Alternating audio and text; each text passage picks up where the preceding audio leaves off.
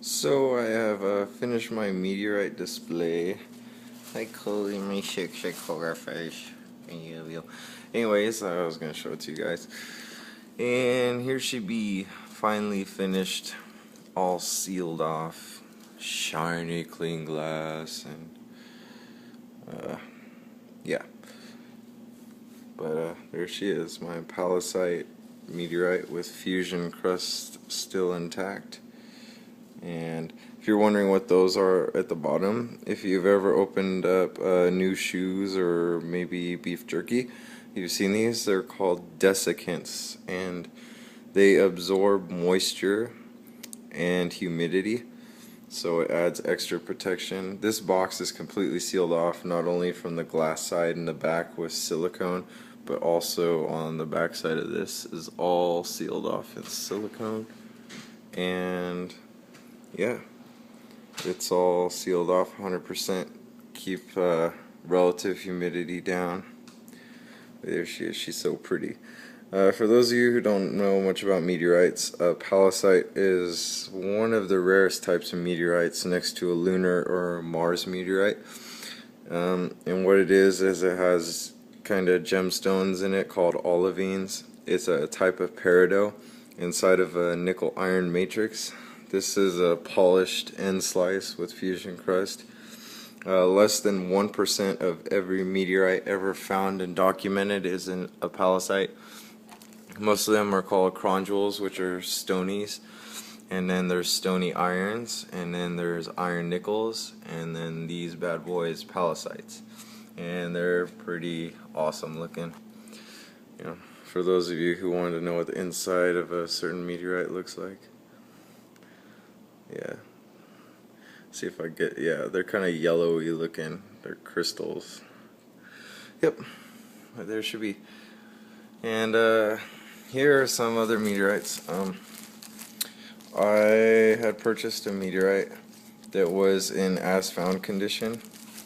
That means they picked it up off the ground or dug it up and then they sold it like that.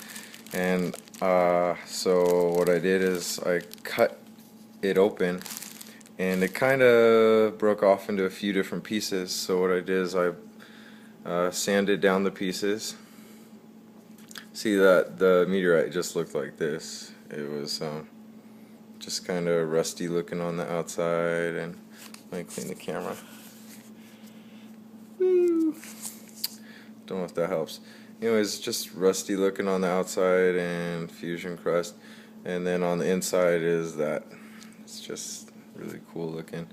But my process for taking care of these and doing this is to belt sand it with 60 grit, and then I take it down to 400 grit, then 600 grit, and then after I do that I wipe it with cheesecloth, and then I put cutting cream on it and use a high-powered Dremel bit with a cotton fiber brush and polish it.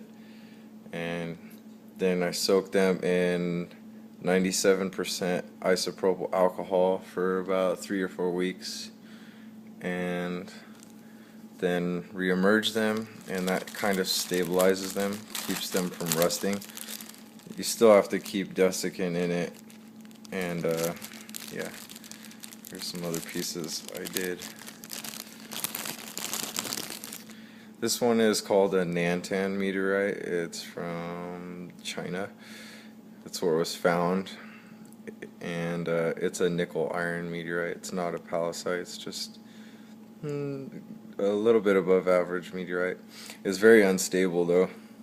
Much like this palisite is very unstable, which is why I took so many precautions in preparing it and boxing it, because a meteorite in space is not exposed to water or oxygen or anything like that at all.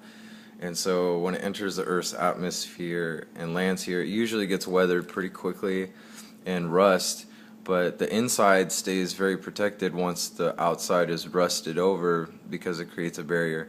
But as soon as you expose fresh metal, this will start to rust very quickly if exposed to humidity and water and such. The best way to treat meteorites that have already been weathered and exposed, especially if you cut off an edge and polish it like that and expose fresh metal, is to soak it in alcohol. And usually I soak it in alcohol and boil the alcohol, and that drives out all the water. And then when I dry it off with cheesecloth, there's a couple things you could do. A lot of people like to coat them in oil. I do not like to expose my meteorite samples to anything chemically like that, I should